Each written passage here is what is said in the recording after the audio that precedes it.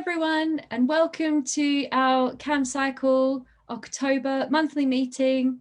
I'm Roxanne, I'm the Executive Director. Just give us a shout out, say hello if you're joining us. We'd love to hear from you. Have you been on any great bike rides over the last month? How are you coping with the sudden change in temperature? Let us know. So I would like to welcome Khadijah from Cycle Sisters in London. We are so excited to have you joining us this evening. How are you? Yeah, good, thank you. Yeah, it's lovely to be here. Thank you for inviting us to come along. Thanks for joining us. And I know it's been a stressful day, as it does happen in pandemics, so extra appreciation for you making the time this evening. And I love seeing your bike in the background there too. Oh wow, yeah, my trusty bike. Have lots of fun on it. Yeah. Yes, my bike isn't allowed in my sewing room. Too many things to get greasy in here. Oh yeah, no, you don't want to take any risks with that. Yeah. No. Okay, so a very quick introduction. So, but I know I won't do it justice, but Cycle Sisters is an award-winning cycling charity which aims to inspire and enable Muslim women to cycle. And Khadijah, are you the founder of Cycle Sisters? No. So I'm one of the trustees, and the founder is Sarah Zaidi. Excellent. And I think she is in the video that you'll show us later, isn't she? Yes, that's right. Yes. Yeah. Excellent. Great. Well, I will now hand over the screen to you and look forward to hearing all about Cycle Sisters. And for those who are watching, please send us your questions, use the Facebook comments, you can comment on Twitter, and we're even keeping an eye on email. So lots of ways that you can ask your question if you've got one. We'll be keeping an eye out, and I'll gather the questions and ask them all at the end of your talk. Okay, so I'm just going to share my screen. Excellent. Oh, and I'll just one little plug. We will be hearing from the Coldhams Lane Residents Association about their proposals for a modal filter later on in the meeting. So Paula and Bill will be joining us for that later. But for now, it's all about Cycle Sisters.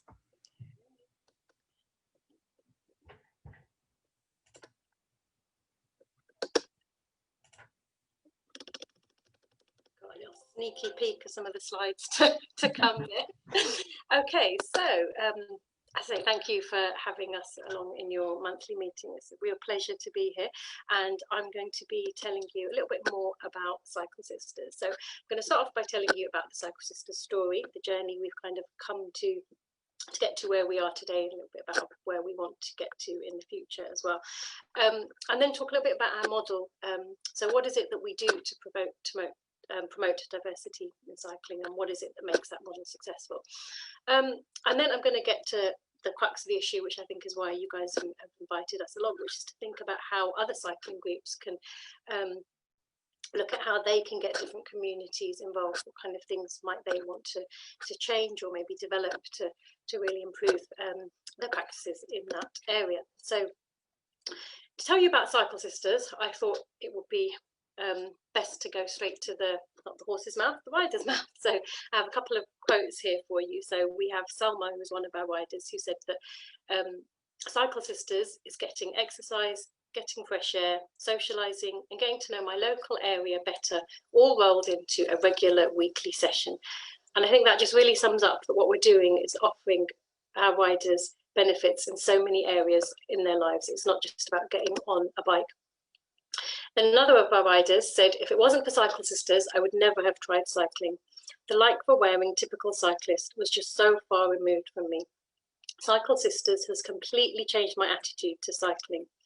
And I think that really sums up what we're trying to do, which is to really engage in the community and get more people to cycle who just wouldn't have considered doing so before. So how is it that we've come to do that? Cycle Sisters was established in 2016 by Sarah Zaidi. She basically got a bike and just started to cycle around herself. And then a lot of her friends were like, wow, this is so cool. We want to join you. Can we come along? And then that just became kind of routine into and formalized into some regular weekly rides. Through word of mouth, they just kind of spiraled and became huge. And one of the things that Sarah identified was the lack of bikes that were available. So if you wanted to join the ride but didn't have a bike yourself, then how would you do that? So Sarah contacted Waltham Forest Council and organised for them to make accessible some of their stock of pool bikes, specifically for community rides. And with that, we were really able to engage, as I say, many people who just wouldn't have been able to access what we were doing otherwise. Because for many people, it's that initial investment in a bike that can be the obstacle that they face in terms of considering cycling. So we're able to give them a taste of cycling without having to make that initial investment. And from that, the weekly rides have grown to now having we now as an organisation have 160 plus members across our two groups that we have at the moment in Walthamstow and Redbridge. Last year we registered as a charity with the Charities Commission, and that has really enabled us to be able to really grow as an organisation and look to expand London-wide and hopefully in the future nationally. We are award-winning, as you kindly said, and we're publicly recognised as pioneering. So we have won local awards as well as some national awards. And as I mentioned, we're now in 2 boroughs. So we are in Walthamstow and Redbridge. And in 2020 to 21, we have plans to extend to 5 new boroughs within London. And once we've done that, we're going to take stock and review how that's gone. And then we do have a medium-term plan to be able to expand further afield. So I'm now just going to switch to showing you guys a video, which I think just really brings to life some of the stuff that I've been talking about, and it just gives you a real taste of what our rides really feel like. So just bear with me for one moment while I screen share the video.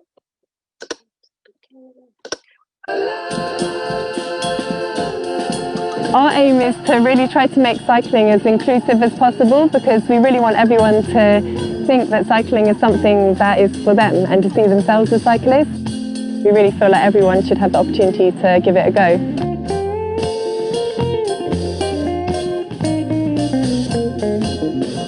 When I cycle, I feel liberated and free like a bird flying around. No barriers, no boundaries, no stress, everything behind me. Just looking forward and enjoying it, enjoy the moment.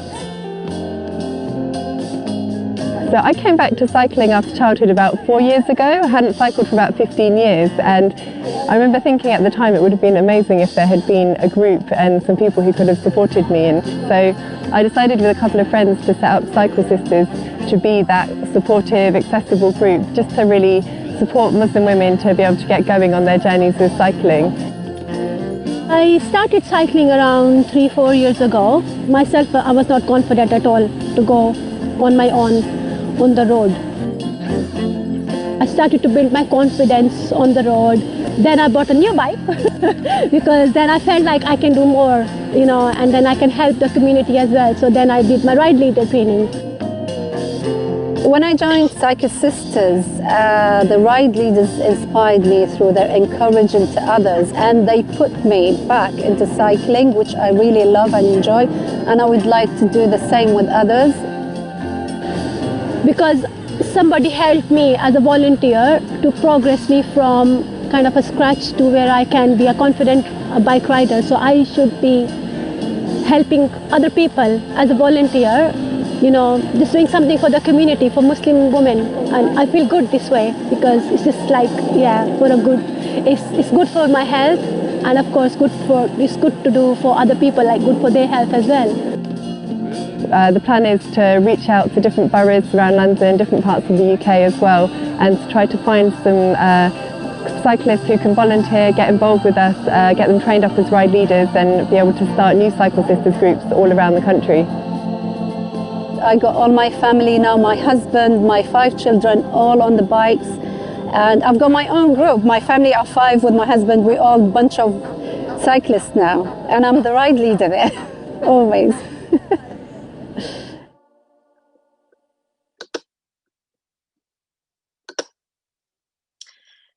Okay, so I'm now going to go back to my slides. I just wanted to really show you that, just to bring to life what I'm saying, because there's nothing like seeing what we do by seeing what an actual ride looks like. So hopefully you can now see my slides again. And let's go. Okay, so what is unique about Cycle Sisters? We are getting people to cycle who otherwise wouldn't. So as I mentioned earlier, we are getting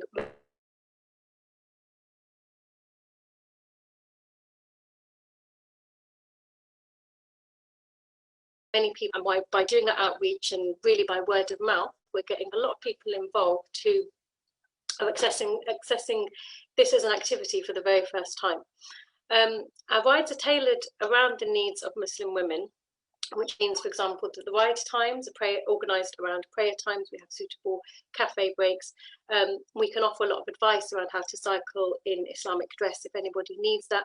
And just by offering visibly the opportunity for people to see other Muslim women cycling, it means that other people can then see, okay, that's something that I could do. So there's a number of ways in which we're able to tailor our rides around the needs of Muslim women, which help them to access what we're doing. As I mentioned before, we have bikes available to borrow, which again means people can try out cycling without having to take that initial investment of buying a bike. I mentioned we offer support advice on how to cycle in Islamic dress. Many people think that they might not be able to cycle in Islamic dress, and so when people approach us or join our WhatsApp groups or first contact us, it is a popular first question: how do I cycle in my dress? So we can give them advice about how to tweak that, and how it is actually possible to cycle in Islamic dress. There's really no issue. Just bear in mind a couple of factors, and it's just really like the question that anyone would be asking themselves when they first start cycling is, whatever their form of clothing, how do I make this suitable for cycling? As you can see through the video, our ride leaders act as role models. So when somebody's first joining a ride, by seeing a Muslim woman at the front of that ride, leading that ride in that powerful position, it helps to inspire them to think, okay, wow, this is really something I can do and I can be successful at it.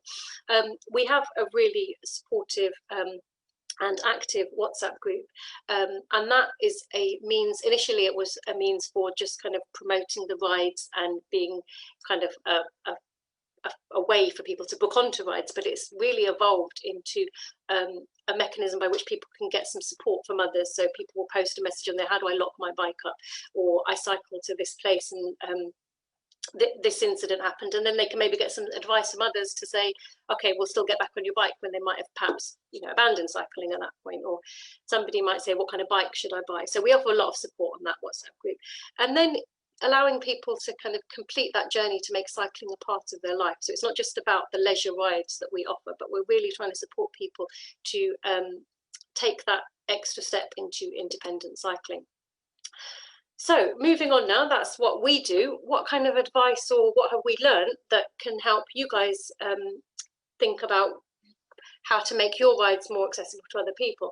And I just really want to start, before I go into these points, by saying that we recognise that there's a lot of good feeling in cycling groups up and down the country of where people want to make their rides accessible. So if I'm pointing something out and saying, okay, this is something you might want to do, it's not to kind of say that things have been done wrong or in any way a negative thing in that way.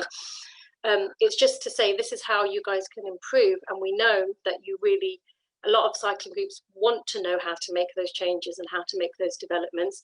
It's just they kind of need a bit of help to know what is it that they need to do. So that's kind of where this is coming from a positive and hopefully proactive stance.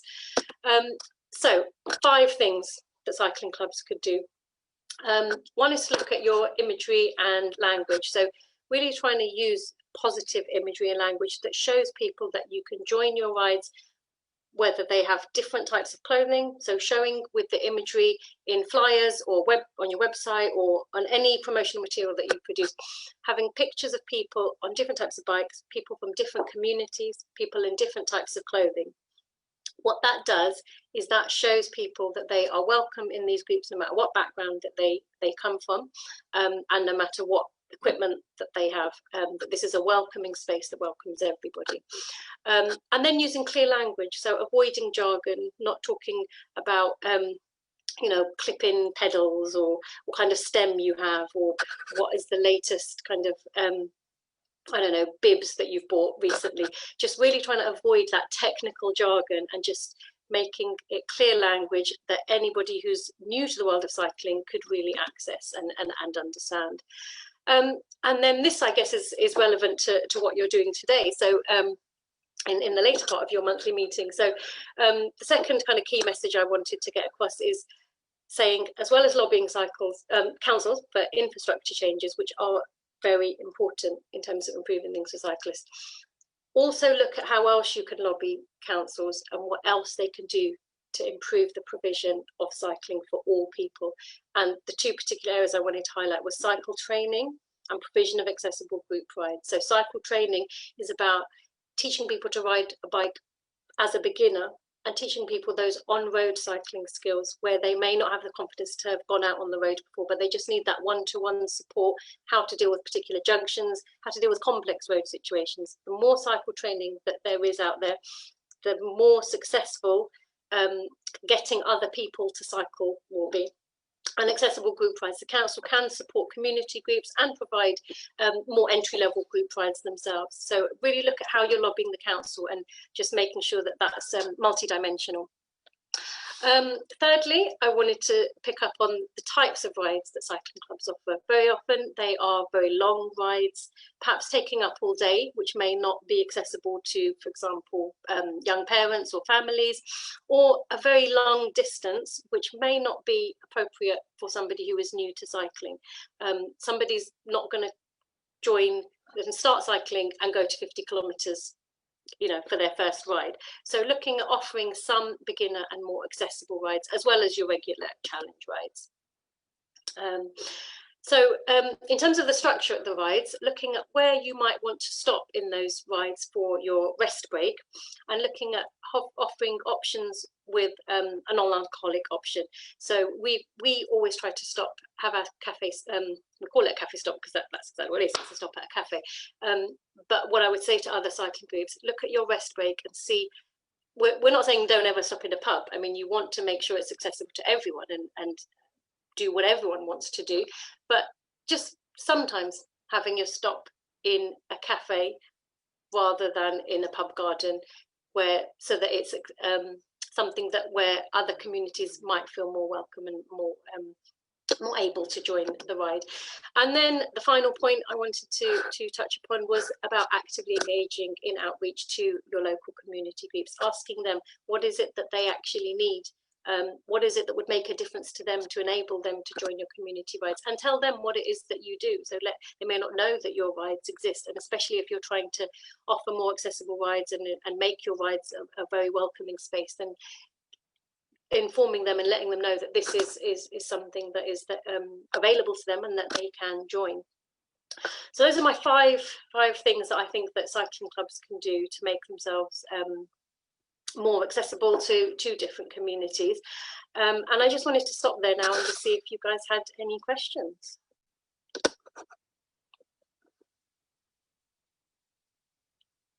I think you're on mute. And there we go. I was politely on mute. Oh. Back on now. Thank you so much. That was really inspiring, and I think those 5 tips are all wonderful. And rather than saying, oh, well, that's something we're already doing, I actually find, well, that's reassuring to know that we're on the right path. Yeah. Not far enough along the path, but we're picking the right paths. Yeah, so that's, I think, really reassuring. And particularly the things about stopping at cafes, we try and do picnics as well, and even thinking when we have our social events, we don't have them anywhere where you need to get upstairs, so they're more accessible. There are so many things we need to think about when we're talking about making sure our events, not just bike rides, but all the activities that we do, are accessible. But hopefully now our viewers are catching up on the end of the presentation and can start sharing their questions. So please do let us know in the comments if you've got a question, or on Twitter. We've got a team of people keeping an eye out, and they'll bring those questions to my attention. But I've got a few questions, so I might jump in with one of mine then. So Cycle Sisters is operating in, soon to be operating in 5 boroughs of London. For people in other communities who think, oh, I'd love something like that, I'm not sure where to start, or even I'm just an individual, I'm a Muslim woman who would like to cycle, but I'm not sure where to start. Where could people look for resources or advice? So there's a few pointers that I would give to them in terms of individuals starting cycling. So there is, I would say, access your local council training. Most councils will offer free cycling training, so that would be a really great place to start. We have on Facebook, there is a group called Muslim Women Cyclists, and that has members, a lot of members from across the UK and even a few international members, and that's a really great network to join, to be able to say, okay, where could I find a group more local to me that I could perhaps tap into. In terms of specific tips around how to cycle, Cycle Sisters has a YouTube channel, and on there are a range of different videos that give you lots of different pointers around cycling related information, but there's one in particular called Hijabs and Helmets, and that gives you lots of tips around how to cycle in Islamic dress. So there's kind of three pointers that I would say to start with. Yeah, that's excellent. And I would hope that from after this meeting, we'll write something up for our magazine as well, and we'll include that advice, and we'll get that on our website, so that if people in our local community come to us first, well, we can point them in the right direction if we don't have someone within our community to help at this point. But we should be working on that, shouldn't we? Excellent. I'm seeing some questions. Sorry, Khadijah, go for it. No, I was saying it's fantastic to hear that you guys are really working on this and really looking at what you can do. It's brilliant. Absolutely. And it's we have, as I mentioned, a water cut at the moment, and I think that might have been something to do with that. No problem. I've got some questions coming through, so let's have a look. Well, so I guess a comment from Simon, which is, it's nice to hear about the rides, sharing some experiences from his own events, can find that it's sometimes hard to get large numbers of riders, but we have one big ride a year where we get about 1,000 people coming along. Amazing. Yeah, so but sometimes our smaller social events that we don't get many people at all, but I do think that's a lot about how we're organizing, what attention we're putting to them. But I think for Simon, you have a good group that regularly go on that ride, and I think it's fair that that's what that ride is, but we need to think about our other events and make sure we have a range of things to keep people included. Got a question from Anna, who is our communications and community officer, and absolutely very keen about making sure Camcycle is inclusive. And Anna says, related to your point on outreach into community groups, how do you recommend reaching out to people with English as a second language? Okay, I'm just going to think about that question. Before I answer it, I just should say that, as I mentioned to you before we started, it's like all go in the Zaidi household. And I've just had a note handed to me saying there's an electricity cut now over the road. So if I cut off, it's because the Wi-Fi's gone. No problem. And if you're cut off, we will continue. We'll move on to our next speaker, and we'll make sure we have a Q&A session at some point. Okay, cool. Okay. Don't worry, I shall improvise. Okay, I should just explain that. Okay, so I just suddenly disappear. Okay, and now my Alexa's going to give a reminder, so apologies for that.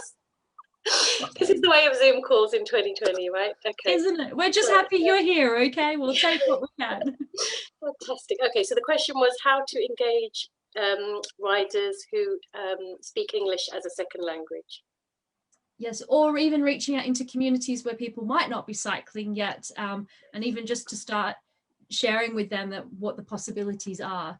Yeah, so the local community groups will be a really great inroad into accessing those communities, and they can really help you to kind of think of like events that you could possibly go to, or perhaps notice boards or their websites or their forums online or whatever, as it is now, where you could perhaps promote what you're doing.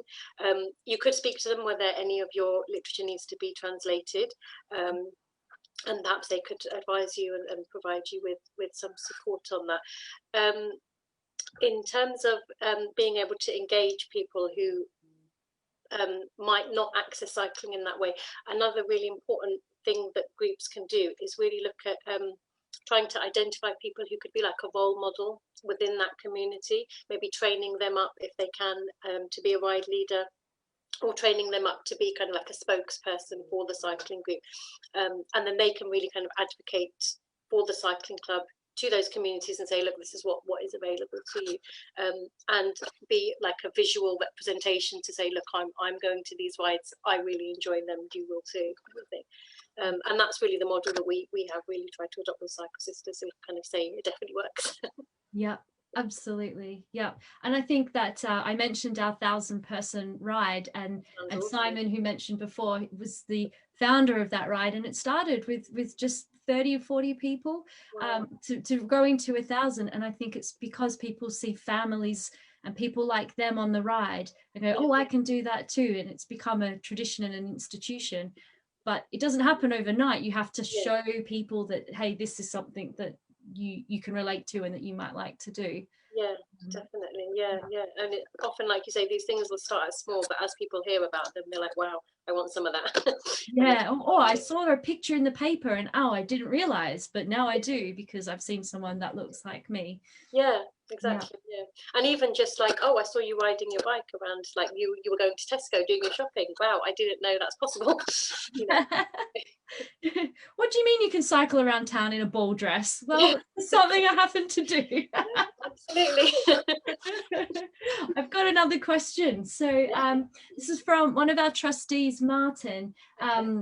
He's said, thank you, really great talk.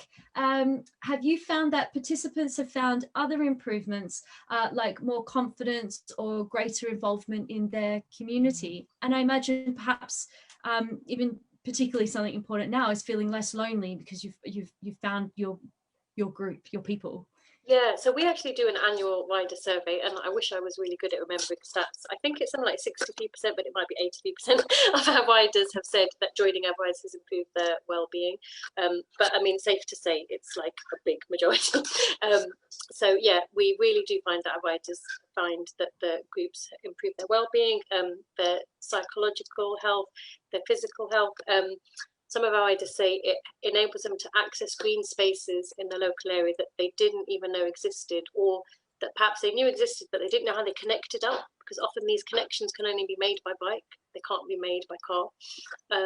So there are huge benefits that people find from joining our rides, far more than just kind of, you know, that 3-hour ride one morning a week.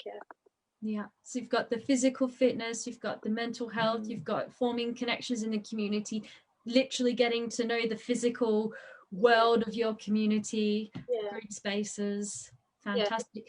And what I loved from the video, one of your cycle sisters mentioning that she's now the ride leader of her family, and the whole family goes. Is that common? Does that you sort of get one person and they encourage the whole family to get into cycling too? Yeah, we hear it so much that people join our rides and then they're like, oh, I broke my husband in, and like broke the kids in, and then they're all cycling around. And especially in lockdown, we really saw like so many families starting to ride.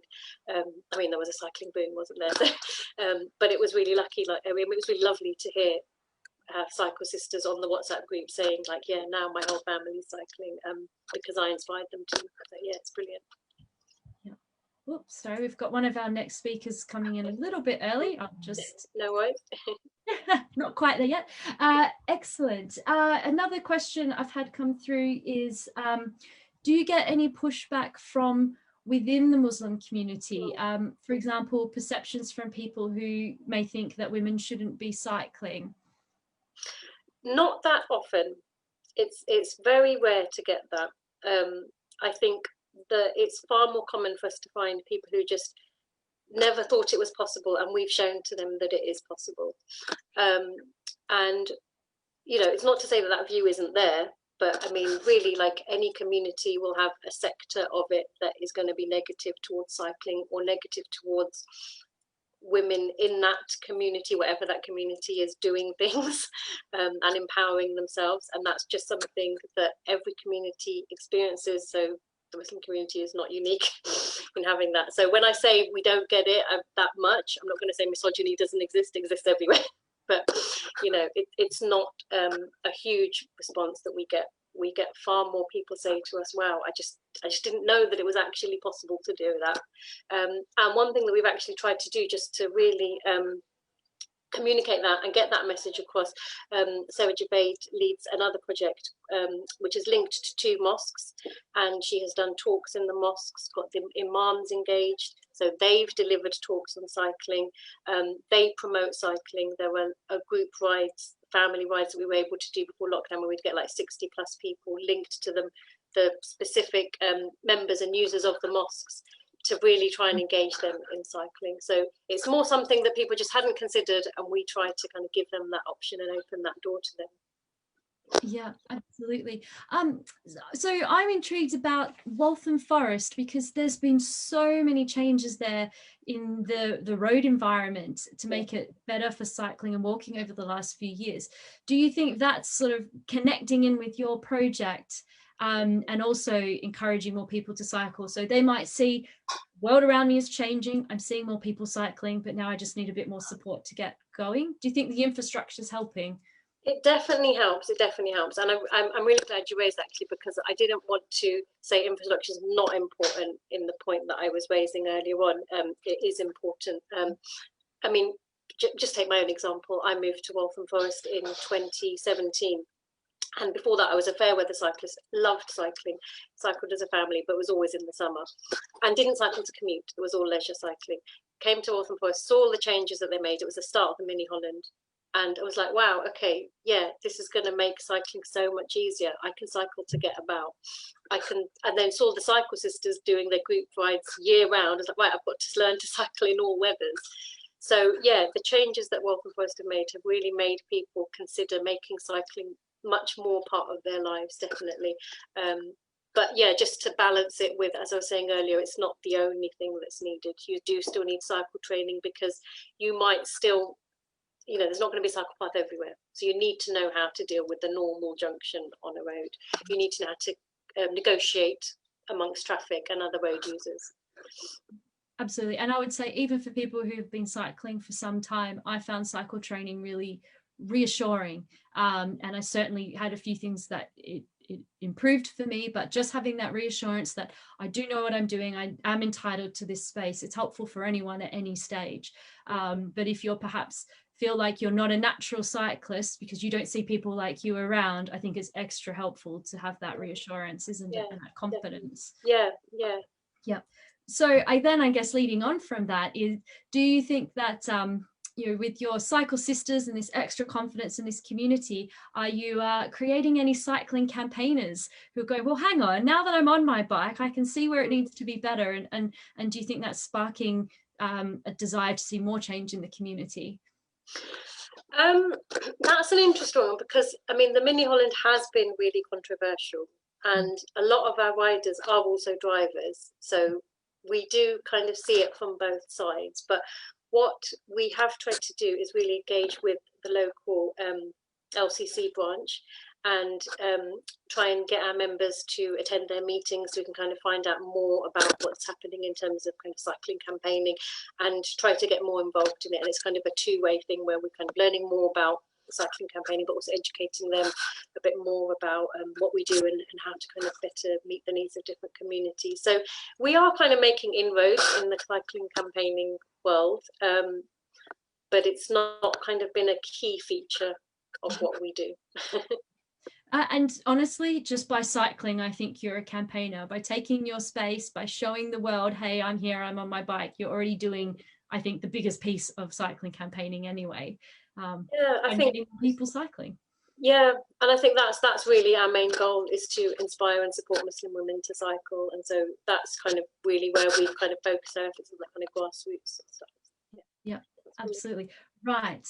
Now I know you've got lots of electricity and water dramas to deal with, and we've got our next speakers lining up ready to go. So while I've got lots more questions I'd love to ask, I think that what we might do is have a little chat later on, and maybe we can put something into our magazine to cover any ground we've not covered. But I'll just check if we've got any final questions to come through before we wrap up. So one moment, I'll check. Oh, well, look, already questions that I asked about, have any of your members transitioned into campaigning? So I knew that question would come out from us. So we've got a question from, I hope I'm saying this right, Walraj, who said, my own parents, immigrants from India, cycled everywhere in India, but wouldn't dream of doing it here. I think barriers, fear of traffic to cycling in the UK are fairly universal. Well, I would agree. Yeah, I think that's a really good point. Yeah, definitely. But I think cycling training can really help you with that, because it can help you kind of learn how to deal with that that fear that people have around negotiating traffic, and actually it can really empower you to kind of realize, oh, okay, so if I just make this little tweak here, then actually this road is really easy. It's not as difficult as I thought it would be. So I would really encourage anyone, if they do feel fearful to ride on the roads, yeah, look up cycle trading. Yeah, I guess I could share my almost the opposite experience, which is coming from Australia, where I did cycle, but nothing like I do in Cambridge, because I feel so much safer in Cambridge. Yeah. And you know, we are so fortunate. We have such high rates of cycling, and I hope that we can host you here when we're allowed back out in the world properly. But it'd be great if you could come and visit us in Cambridge and see what it's like here. And I think there is this sense of there are more people around me, so I can cycle too. And you're almost the odd one out in at least in my community, my friends, you're the odd one out if you don't cycle, which is really unusual for anyone else. That's really where it'd be a lovely position to be in, wouldn't it? I mean, that's what we aspire to get to in London, where it's just the norm. But I think we need to be careful, because we have so much cycling, and in my world I have lots of people cycling, and it's easy to forget that actually there are still communities, there are people who don't feel safe, who don't feel that cycling's for them, and we need to remember to leave space for people who aren't so confident, and not just sort of steam ahead with my agenda. I've got to remember that there's still people just around the corner from me who just aren't ready to cycle yet, and we need to help them get there. Yeah, and just kind of helping them along that journey, so that they can kind of then make cycling a part of their life as well. So. Yeah, absolutely. Okay, well, I guess we shall wrap up, and I hope the water gets switched on and the electricity sticks around for you. But thank you so far, but I don't know how long it's going to last, and I don't know if the water's back. So yeah. Go and check what's happening. But thank you so much for the opportunity to be part of your meeting. It's really been a pleasure to be here. Thank you. Thank you so much. I mean, we're really sad we didn't get to have our festival of cycling this year, which helps with so many of the things that you spoke about in your talk, but hopefully it's back on next year, and I think maybe we could arrange something with Cycle Sisters and have the sisters come visit us in Cambridge. Would be lovely. That would be lovely. Well, actually the sisters did visit last summer. So I mentioned the Muslim Women Cyclists Facebook group. They did like a national ride. People came from different parts of the country and met in Cambridge Mosque, and we did a tour of the Eco Mosque. But it would be nice to return there. Please do, yes. Well, we will make sure we all connect next time. That would be awesome. Brilliant. Thank you so much. Thank you so much. Thank you for your time. Okay. Bye.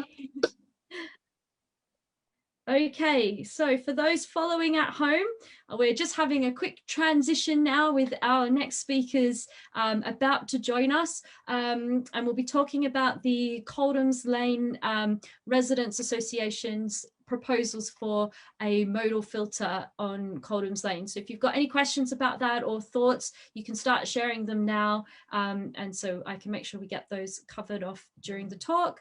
But if you've got any other cycling issues, then please do feel free to share them now. We've just got a minor technical difficulty, so bear with me here. Hi everyone, we're back again. Sorry for the slight technical issues there, but transitioning from one guest speaker to another, things happen. But I'm here with Paula and Bill from the Coldhams Lane Residents Association. So I will hand it over to you, Paula, the chair of the Coldhams Lane Residents Association and Coldhams Lane resident as well. Over to you, Paula. Thank you. Hi everyone, and thank you for the opportunity to speak in this forum. Firstly, I want to thank Camcycle for all the work you are doing to promote cycling in the city. I think that we're on the brink of a change of attitudes towards transport. More and more people would like to travel actively or on public transport. As a nervous cyclist myself, I cannot tell you how frustrating it is not to be able to cycle on my own road. I actually chose to live here because it is within easy walking and cycling distance of the city centre.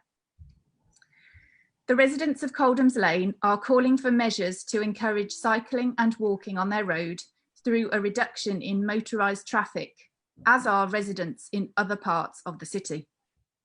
If these measures are realised, It opens the door to more and more measures across the city. We all deserve to breathe clean air and to live in safe neighbourhoods that allow us to travel actively.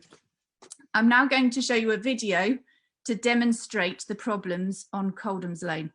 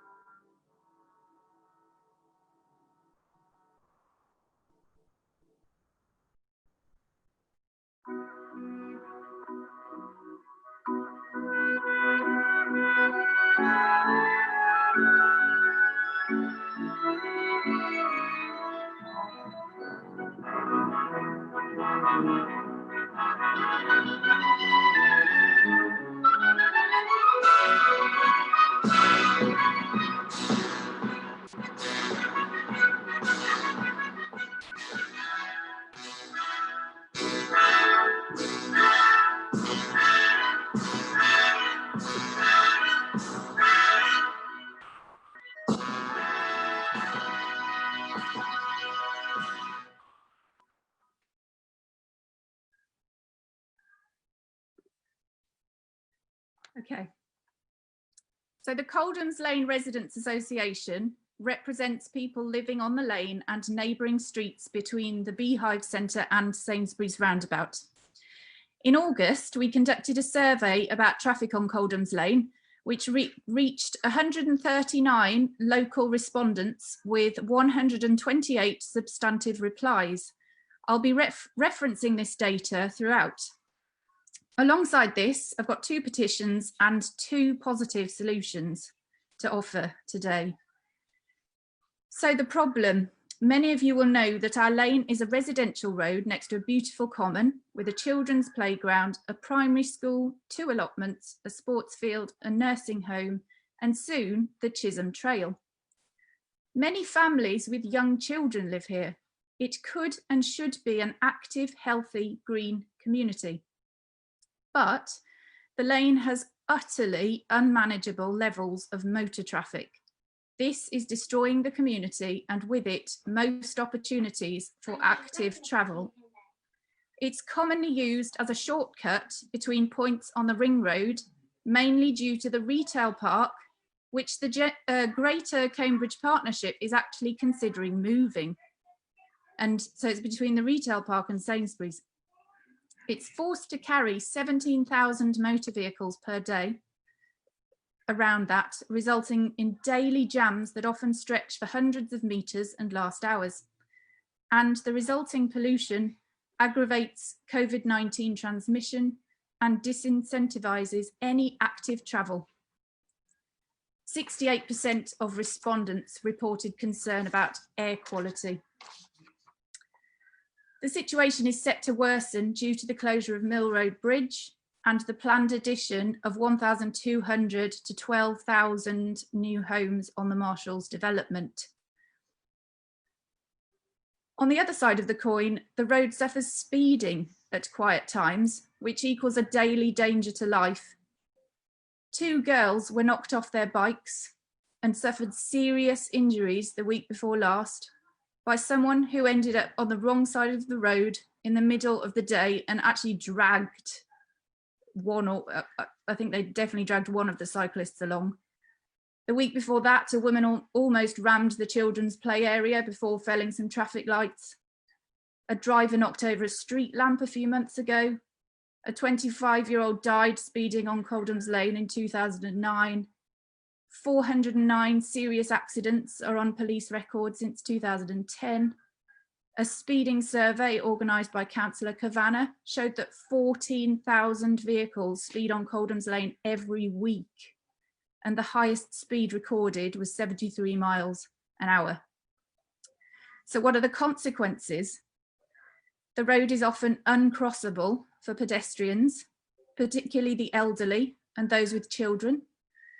Countless children can't cycle to school. 43% of adult cyclists feel unsafe, especially because of wide HGVs. So they cycle on the pavement, endangering pedestrians.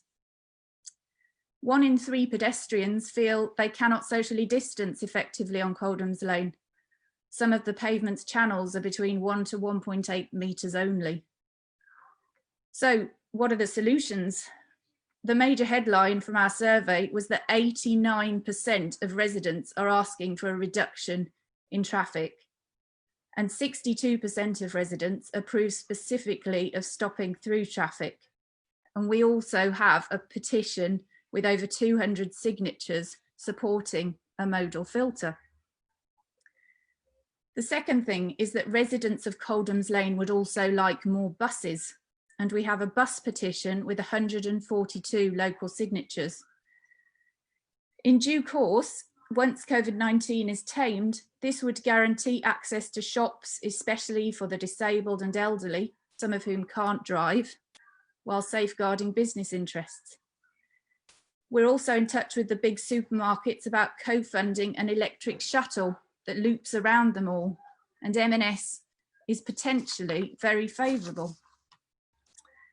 Furthermore, the Greater Cambridge Partnership is looking for a bus route into the city from the east, and they're very, very interested in Coldhams Lane for this, particularly as a means of providing residents in the planned Marshalls development a bus route as an incentive not to drive. There would need to be a restriction on private cars on the road to allow for more buses, so the modal filter would serve multiple purposes. The last thing that I want to say before passing over to Bill is that if you support the idea of an experimental modal filter on Coldhams Lane, we really, really urge you to write to your county and city councillors, because we do need to show that the silent majority is in favour of measures to increase cycling and walking, even if this puts some restrictions on car use. So thank you for listening. And I'm now going to pass over to Bill Blake, who has been looking into solutions for cyclists on Coldhams Lane, with a focus on linking it up properly and safely with the Chisholm Trail. Thank you.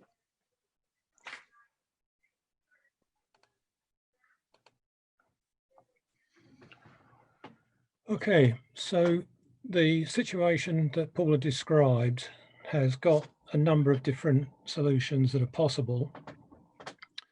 And one of the principal guidances we have in this is the new directive from central government through the Department of Transport, which has published a standard for active travel.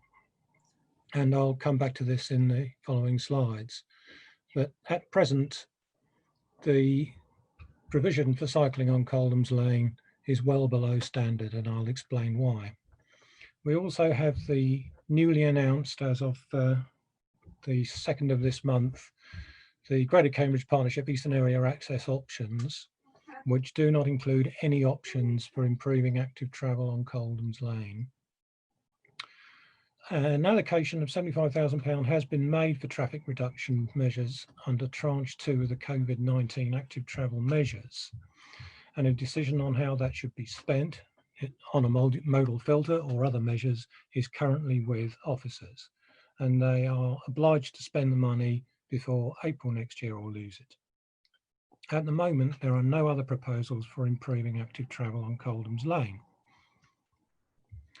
This is the decision table that was issued in July this year to show what measures should be taken to improve provision for cycling according to a given scenario. At the moment, as Paul has said, Coldhams Lane is handling at peak 17,000 vehicles in a 24-hour period. So that puts us in this area on the table. If we take into account the speeding as directed in the notes, this pushes us into the 40-mile-an-hour box, and you'll see that the guidance at the moment, the standard required for the current conditions on Coldhams Lane, is for a fully curbed cycle track.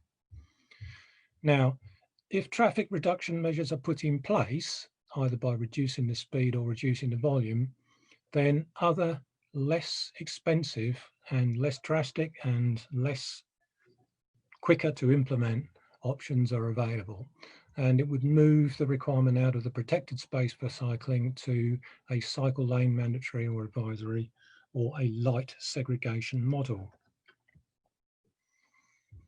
Now, at the moment, a lot of people consider Coldhams Lane as a main road and tell us to get on with it. Now, it's quite interesting that people feel this way about Coldhams Lane, because if you look at the traffic on a busy period, it looks like a main road. However, the cycle provision on this main road is a 4-inch wide strip of dashed white paint. And the reason for that is because the width of the road will not allow 2 rigid HGVs to pass within the minimum guidance set. So in other words, the cycle lane is actually provision for cycling, which is provisional on not being overlapped by a passing HGV vehicle. And as a direct consequence to that, most people ride on the pavement. You would, wouldn't you? So if we look at the space available and what we can do with it, there are a number of options. Now, unfortunately, because the whole transport corridor is only 15 meters wide, what you can do with it is seriously limited.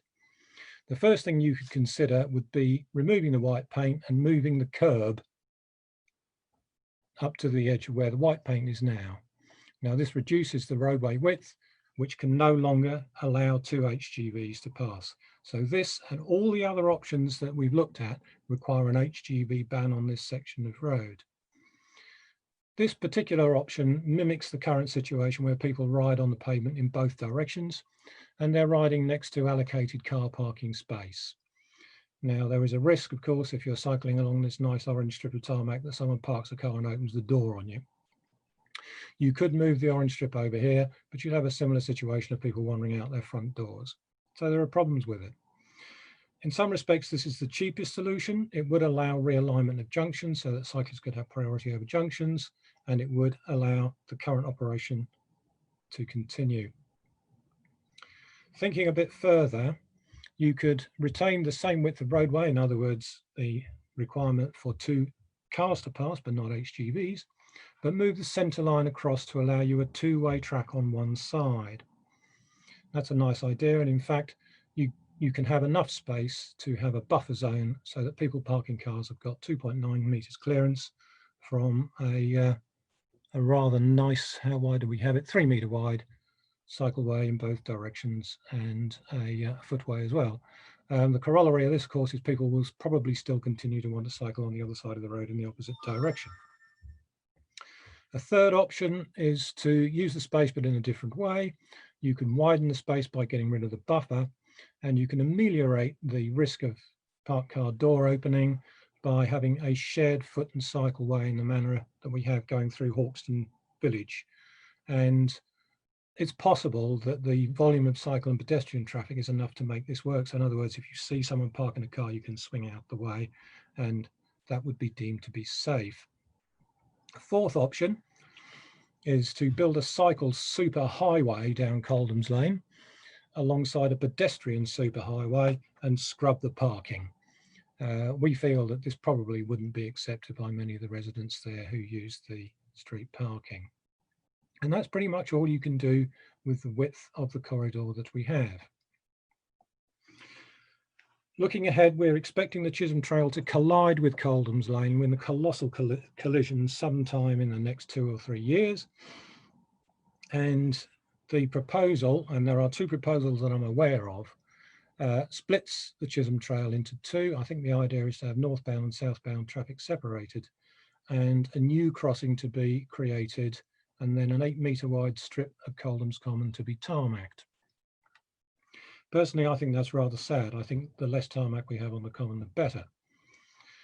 The reason for this split is that the junction of the road at the top of Cromwell Road requires sufficient turning space for HGVs, and this is a constraint on what can be done at that junction. And the idea of moving Chisholm Trail traffic away from that junction is borne by this circumstance. So what is supposed to happen is an HGV wanting access to Coldhams Road Trading Estate, and they do. They have building materials and all sorts of things to get in and out. There is a sign here, which I've just showed you, which will direct them to actually perform this rather nice loop maneuver and then make a right turn. Now, the consequence of this space is enormous. We have a 2, sometimes 3-step crossing across it, and an incredibly narrow footway coming around this corner at the head of Cromwell Road. That means that anyone whizzing down the ramp of Coldhams Lane Bridge, I'm sure you're familiar with this now, have the interesting decision to make at the bottom of the bridge. Strictly speaking, what you're supposed to do is stop, dismount, press a button, wait for the lights to change, join goodness knows how many other pedestrians and cyclists in the middle of the island here, press a button, wait for the lights to change, and then proceed. Or you can carry on the footway and collide with pedestrians who can't see you coming to actually cross on this crossing, and then similarly collide with pedestrians on the ridiculously narrow footway, etc., etc., etc. So it's less than an ideal situation. And I've actually sat down and written out what all the conflicts are. I won't bore you with them now.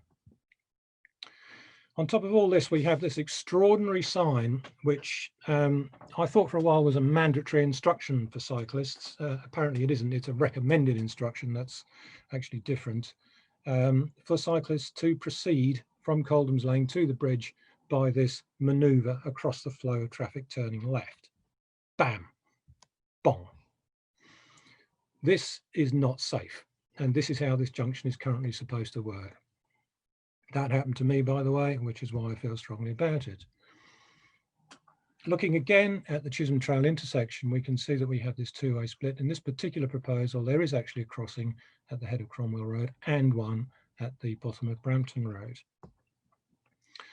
If traffic volumes could be reduced, if the light phasing could allow early release of cyclists and pedestrians, if the light phasing could actually close the whole junction for a period and allow cyclists to just figure out left, right, up, down in the manner of pedestrians at the Oxford Street crossing. There's a phase which is completely cycle and pedestrian only. This could be a safer space. This is one suggestion of where a modal filter could go. Unfortunately, that modal filter would have to allow HGVs through to complete the manoeuvre to get to the trading estate, but they would be controlled by traffic lights. The current stats on accidents, I don't think this contradicts what Paul has said. This is from Crash Map UK, which is a horrible thing to look at. Over the last 10 years, there have been 40 traffic accidents of all kinds along our stretch of Coldhams Lane, a massive concentration down here at the Sainsbury's roundabout. We understand the Sainsbury's roundabout is subject to being remodelled. We thought this was going to be part of the Greater Cambridge Partnership proposal. It's not. It may be part of some other scheme we're not aware of. So taking that aside, we've got a whole concatenation of accidents, and they all occur at the junctions with Coldhams Lane. So you can see the junctions are a high-risk area. Of those accidents, oh flip, hang on. Of those accidents, 25 of them directly involved cycles. In our resident survey, we found that 30% of respondents said they had witnessed a bike accident and 10% had been involved in one. So the perception and the reality of the risk of cycling down Coldhams Lane is very, very strong indeed. And you will know that people choose to cycle on the pavement because of this. You've got to take your chances with the HEVs, you've got to take your chances with left turning traffic. It's no fun at all. So by reducing traffic on Coldhams Lane by means of a modal filter, you can create a protected space for safer use of the new Chisholm Trail junction, and that would also allow better light control because you would be managing less traffic. That would simplify the Chisholm Trail crossing and hopefully save encroachment on the common. It would also improve the east-west route over the top of Cromwell Road because hopefully the light spacing in the protected space would let this happen. And it would improve conditions for cycling on the lane at much less cost than the engineered options we looked at earlier. If you think that the Fendon Lane roundabout cost £2.5 million, we could have a low traffic area created by a modal filter for £75,000, which, all right, wouldn't actually give us demarcated engineered space, but it would improve the quality of cycling on Coldhams Lane. So this is a once in a generation opportunity, and I don't think that's an exaggeration, to try and decrease car use on our road in favour of cycling and walking. If it's not taken, nothing will be done. There is nothing in the Greater Cambridge Partnership Eastern Area Access Programme for this. As far as we know, there is no commitment for spending on cycling and walking provision on Coldhams Lane. So please support us in getting Coldhams Lane to be a safer place to walk and ride, and I thank you very much. And this is me, by the way, and I'm a 61-year-old cyclist. I've been cycling all my life, and I ride on the pavement on Coldhams Lane. Thank you. Thank you, Bill. I'll just, there we go. Apologies, Bill. I've just got to stop your screen share. There we go. Excellent. Thank you. So I'll open this up to conversation now. So we've got Paula and Bill from the Coldhams Lane Residents Association, and just waiting for some comments to come through. We have a slight delay with our live stream. So while we wait for that, I'll just let you know that I actually live just off Coldhams Lane myself. So I have to regularly cycle through the awful junction at the bridge, either to get onto Coldhams Common or to go over to towards the retail park, and it's just appalling for the volume of cycle traffic that needs to go through there to be using a narrow pinch point shared use pavement that isn't even wide enough for one direction of cycling. I just think it's absolutely appalling.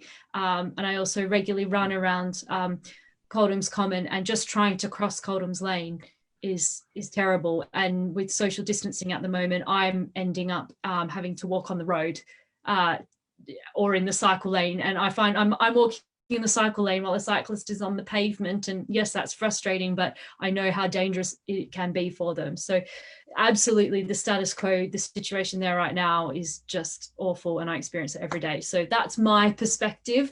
I should make that clear as the moderator here, that I don't feel very happy or safe when I use Coldhams Lane personally. So just waiting to see if we've got any questions coming through. I have a compliment for you, Bill.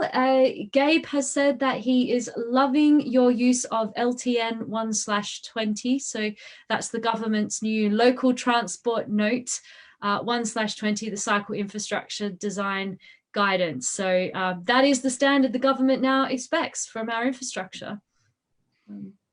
Unfortunately, it applies to new infrastructure, but why not use it to assess existing infrastructure? So nice compliment for you there.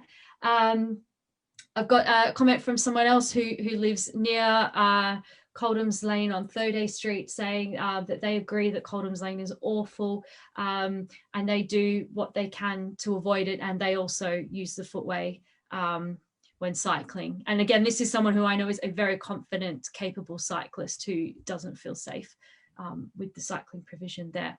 Okay, we've got a question. So Matthew Danish, who I'm sure you've had conversations with, has asked, can you tell us about what you think would be a good way to implement a low-cost experimental scheme with modal filters to improve Coldhams Lane and prevent rat running in Romsey? So I think what we're looking for here is what specifically do you think needs to be done with the modal filter on Coldhams Lane? Shall I take that, Paula? Yeah, you go for it. Yeah. Okay. The rat running issue doesn't occur if the filter is placed on the bridge, because you can't get to where the rats want to run. So if that's where it goes, that fixes that. Yep. It would preferred location. Paula? It would also cut down any rat running that has already been caused by the Mill Road bridge closure, because people are rat running to get to the Beehive Centre. Yeah. Okay.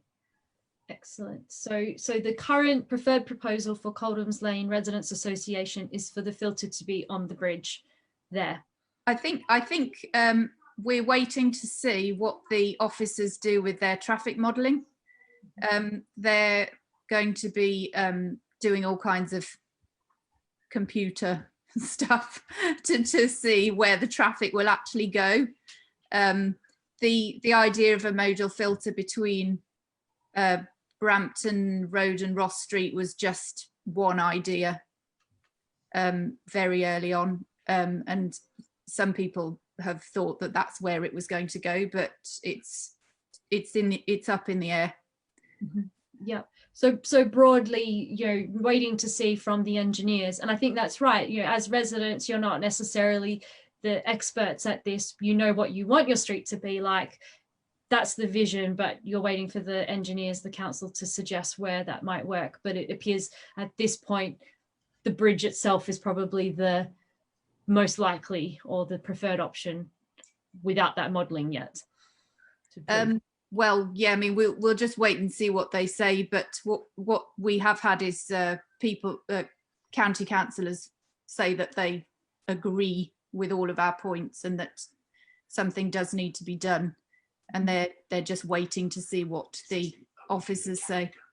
But the thing is that this is the only thing that can be done, because there isn't any money for anything else. I mean, what Bill was suggesting with the cycle routes, we worked out was going to cost how much did you work out that would cost?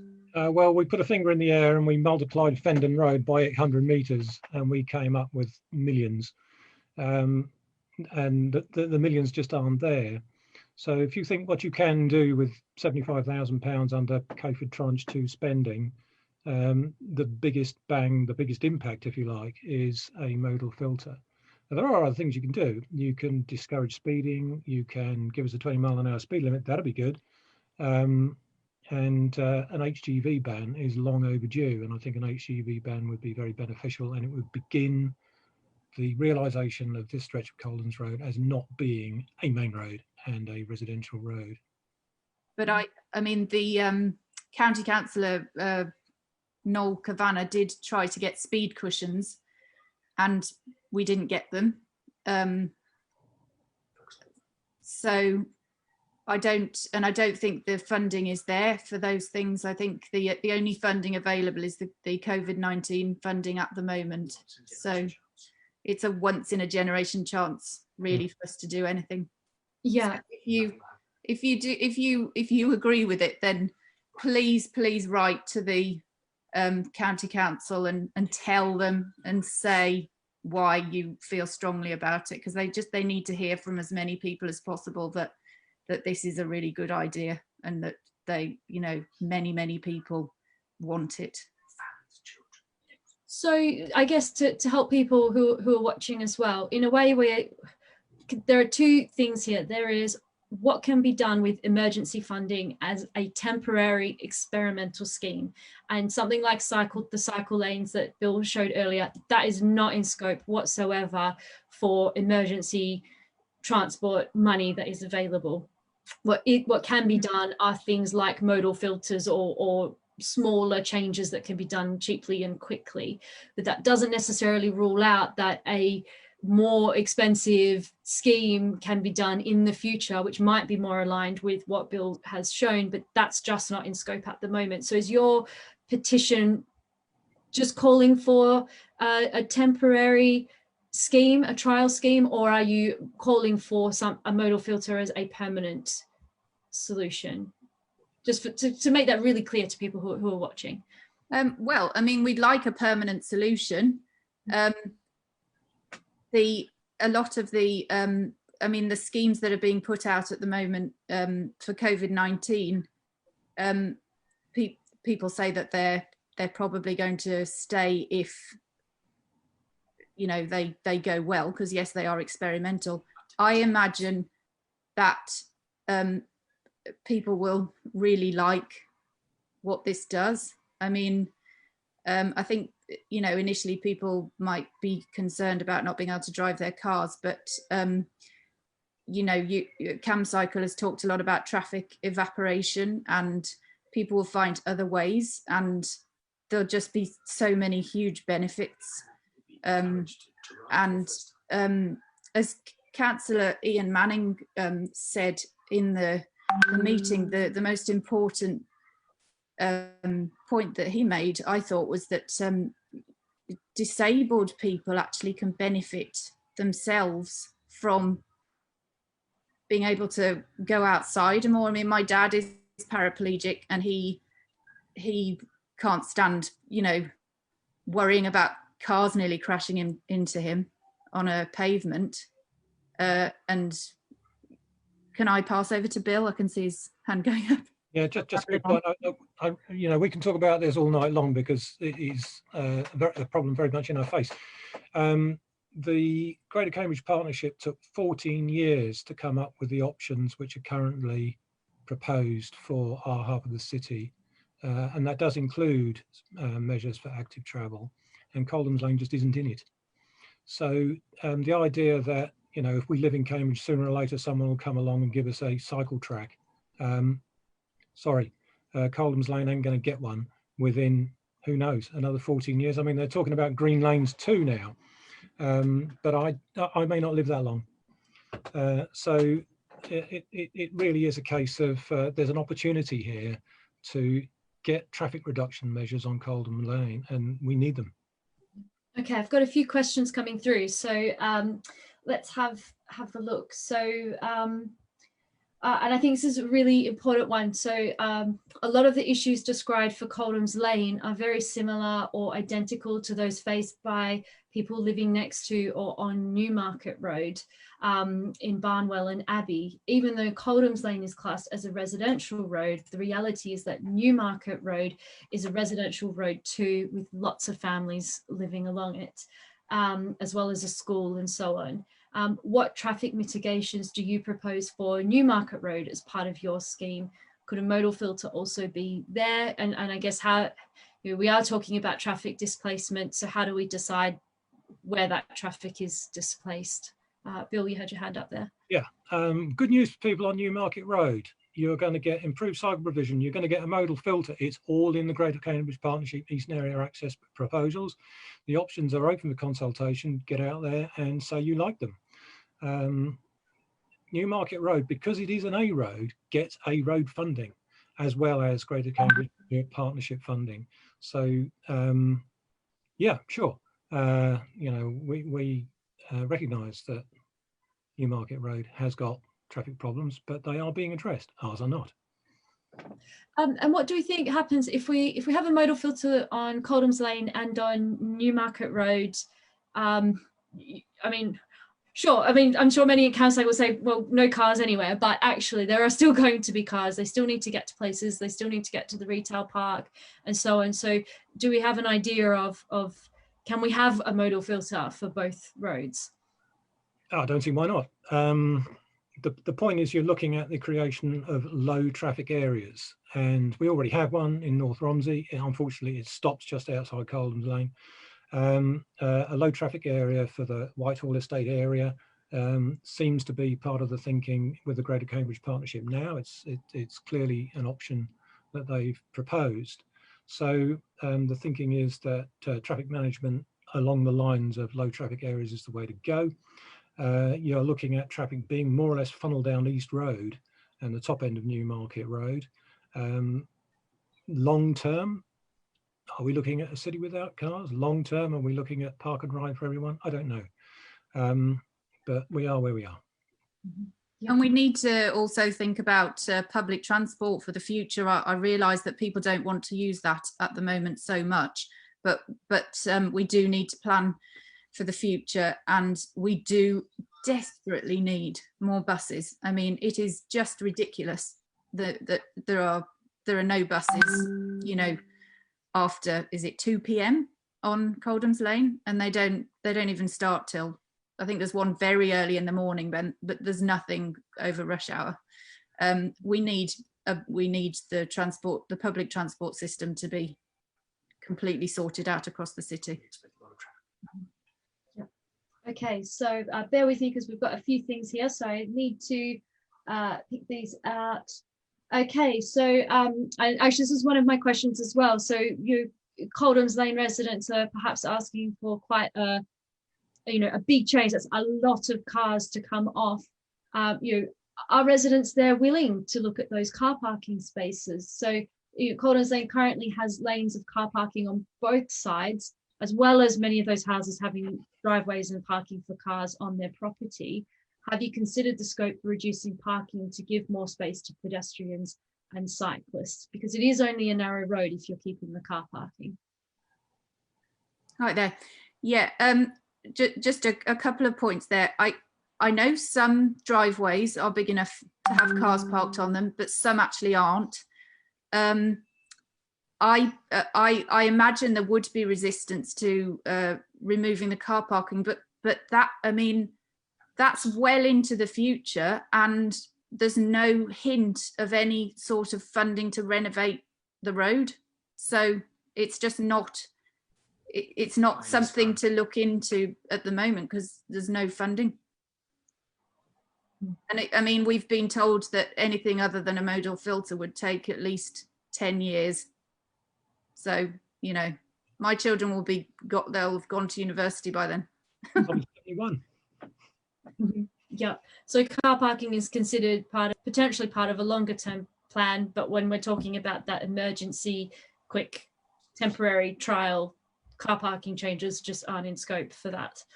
No, we haven't asked that question of the residents, so we don't know what their opinion is on that.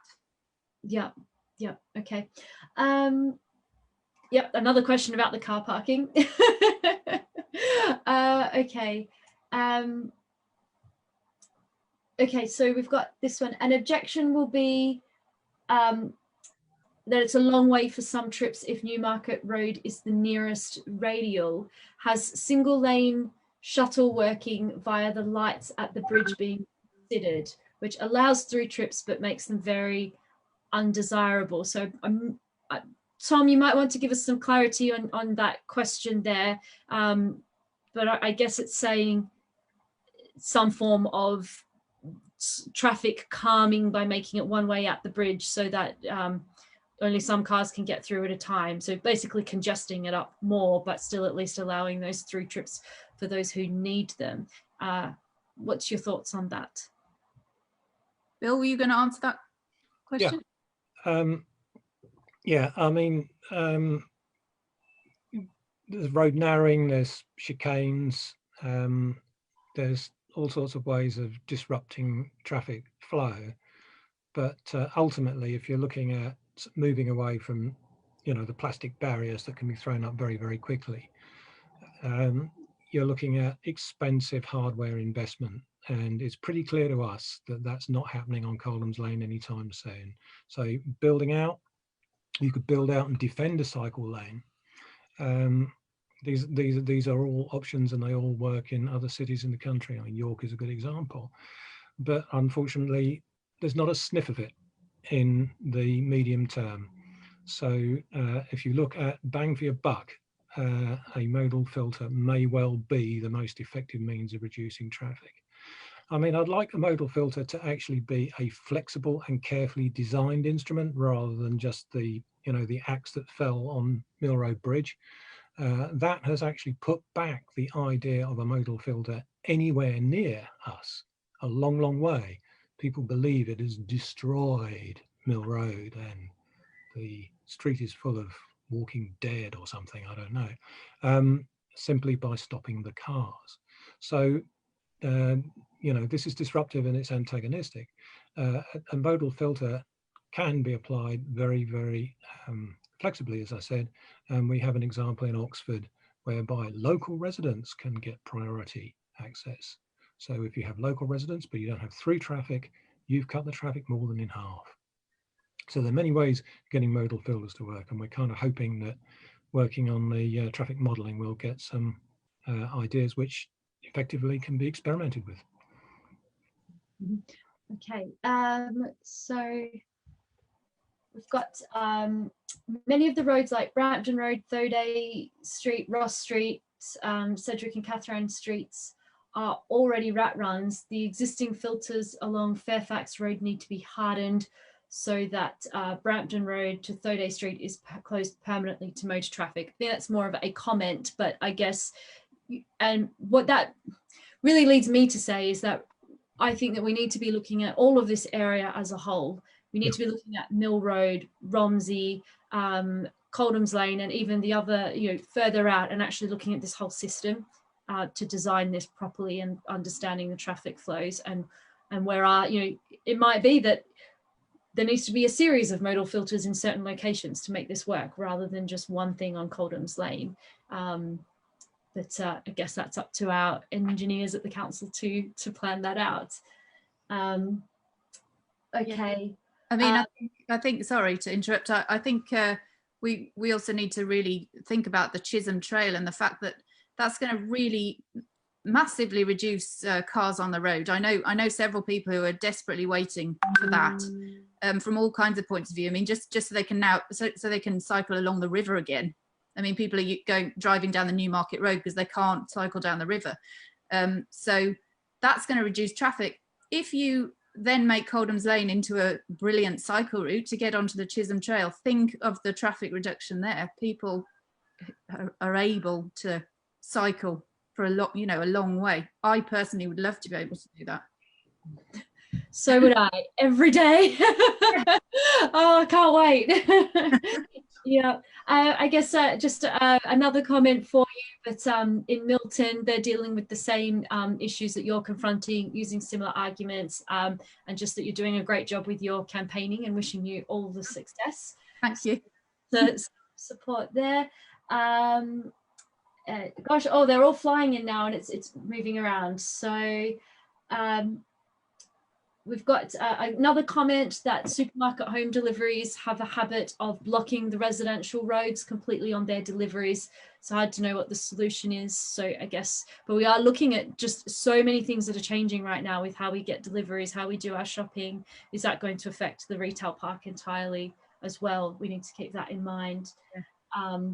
A suggestion that you get in touch with Richard at Cambridge area bus users to talk about the bus route there. Okay. Yeah. And some support for the shuttle bus, which I think sounds like a great idea for the retail park around there. Right. So we've got another question. Would you agree that if Coldhams Lane got a filter, other roads like Newmarket Road and indeed most main roads in the city would really have the same moral right to have such a filter also? Or is Coldhams Lane significantly different to those other roads, or is Newmarket Road different to those other roads? Bill? Okay, first thing I'd say is take the moral out of the question. As soon as you start to attach moral values to these things, they become intractable. Second thing is, yeah, why not?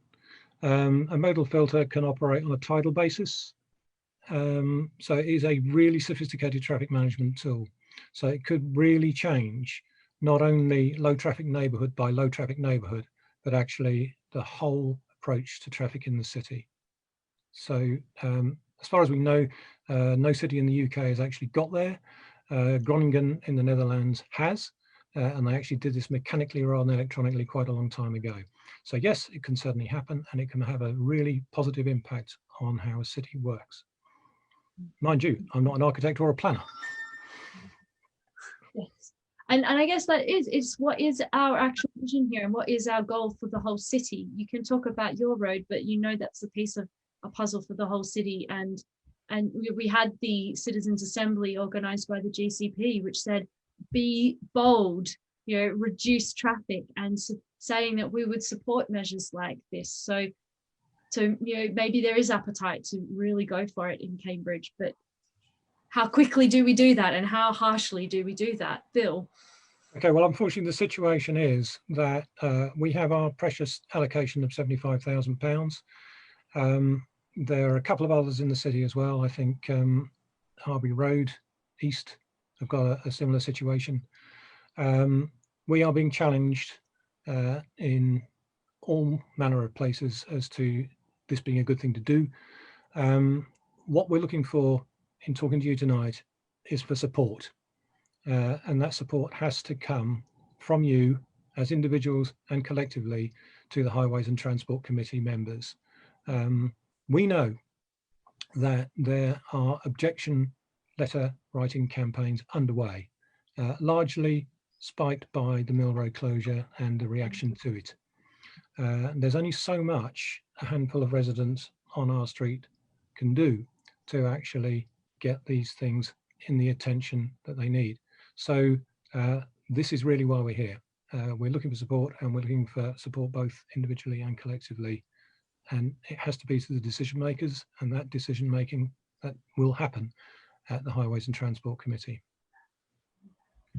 Yeah. Excellent. Well, I think we're getting close to wrapping up. So a few final questions. So it's a question about traffic speeding that needs to be solved. Are other solutions like traffic calming and pinch points worth considering in the short term? But I know we've already covered that doesn't appear to be in the scope of this funding that's currently available, and there is no other funding being considered for Coldhams Lane. Is that correct? That's correct, yeah. Yeah. It was also, I mean, speed cushions were turned down quite recently. What was the reason for turning those down? Do we know? Money. So it was the council saying no, not residents saying no, just money. Oh yeah, no, it was the council. It was the council. Yeah. Okay. So we've got a question of comment. I would like to see modal filters on all the main roads in Cambridge. We need a coordinated response. So there we go. Can I just make just one point? You asked earlier about it being experimental, and you know, why don't we do this experiment? Why not try it and see what happens? I mean, rather than coming up with every possible problem and saying no, let's just try it. I mean, we're in such a bad situation with climate change and with traffic, and it could be, you know, the first step in a gradual reduction of traffic across the city. Yeah, absolutely. Bear with me, I'm just doing a quick check. There are lots of screens I need to check for questions. So just people saying they agree that speeding on Coldhams Lane has been horrendous. Suggestion that people who do have driveways should be using them, sort of parking on the road. I think we've covered those issues, and some suggestions of resources for you to look into. So I'll share those with you. Thank you. Yeah, but what I would like to say is to our members who are watching that please do get involved in the Cyclescape discussion, where a lot of us are talking about what could be done on Coldhams Lane. And I will be honest, there is not consensus at this stage within Camcycle. So it's really important that we get everybody in there and having a robust discussion. Camcycle is member led. So I'm your staff member. I can't actually sit here and say, this is Camcycle's position.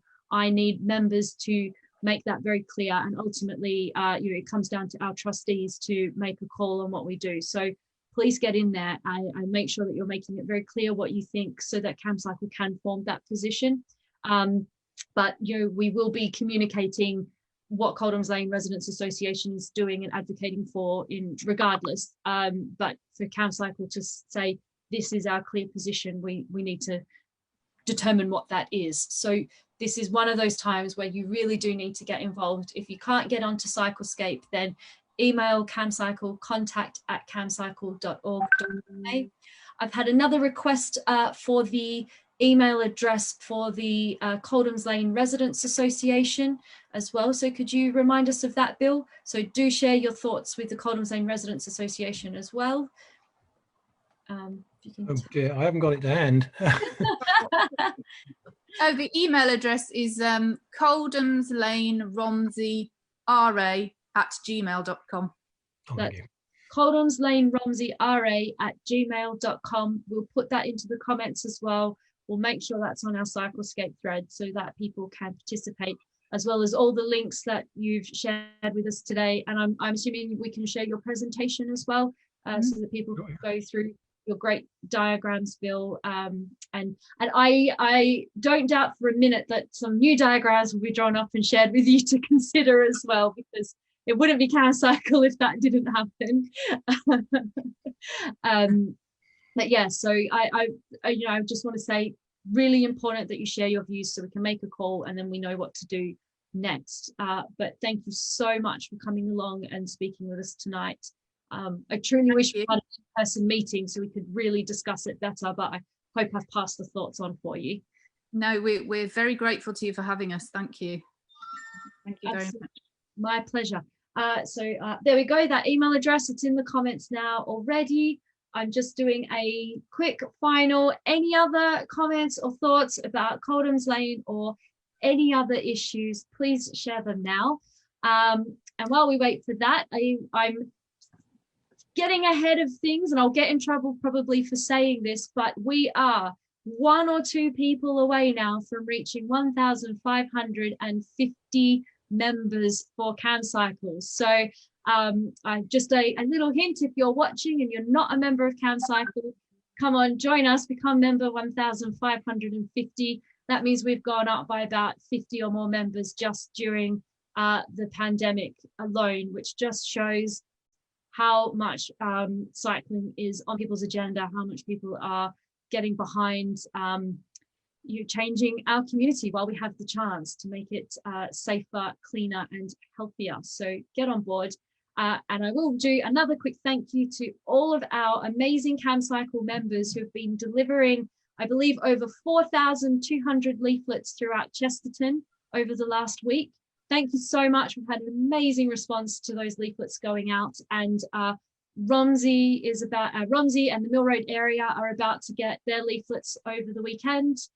Milton is getting leaflets as well. So Camcycle is certainly getting out there in the community. And if you'd like leaflets going out to all the houses in your area, please get in touch, because we'd love to do more communities as well. Excellent. Checking a few final things coming through. Just reminding people about the debate. So I think that means we are officially finished with our October monthly meeting. Thank you again. So good night, everyone. Thank you.